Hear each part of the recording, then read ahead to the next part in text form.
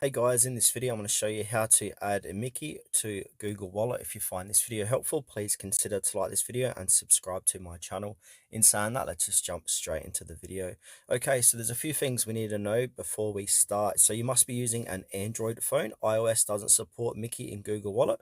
Also, your phone needs NFC enabled. So if you don't, go to your settings and search for NFC and make sure that is enabled. Also, we need the latest version of Google Wallet and Google Play services, so make sure they are up to date. Then once you've done that, open up your Google Wallet. Then from here, we want to click on to add a payment card.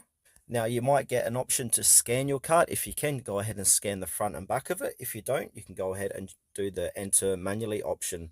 So enter a name like Myki card, and then from here you want to go ahead and put your card number, the month and year and security code, also the cardholder name, the country, region, street, app, suburb, state, postcode, and go ahead and click on to save and continue. Once you've done that, when you go back to Google Wallet, your Myki card will appear here.